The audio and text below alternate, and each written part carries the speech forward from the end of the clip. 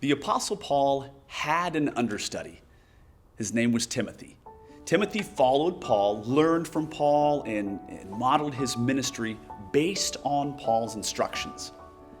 His second letter to Timothy, Paul writes, "You then, my child, be strengthened in the grace that is in Jesus Christ.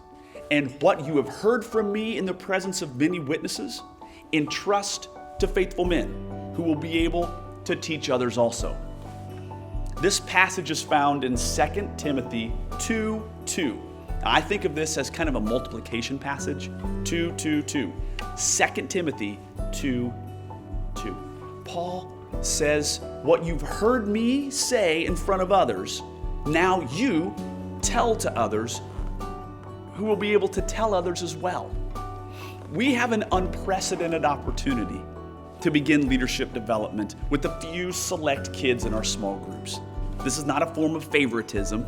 This is simply identifying the basic qualities of leadership in one or more of your students. Listen, each group has a natural leader. That's a fact. Our job is to identify who that leader just might be. It might be someone who speaks up in small group. It might be someone who others seem to look to. It might be a leader in disguise. Someone, a kid who seems to be the most problematic. Well, he's simply just a future leader with raw, untapped leadership ability waiting for somebody like you to give him a shot and lead him. My encouragement to you is to develop someone. Develop a future leader. It can be as simple as finding a kid to help pass stuff out, a pseudo protege. Find someone who will faithfully read the passage out loud each time. Find someone, anybody. Any kid could be a good candidate for setting the example for how to listen.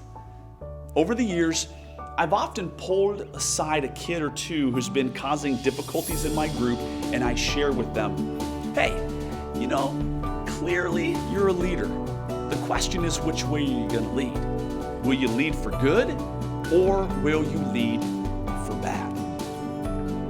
I go on to tell them, hey, would you be willing to help me?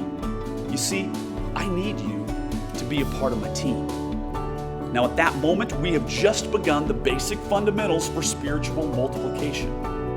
Taking the initiative to develop a right-hand guy or a right-hand gal can be very, very formative in the life of a young leader. Look this week at your small group with an eye toward leadership development. Truly, it could make all the difference in the world.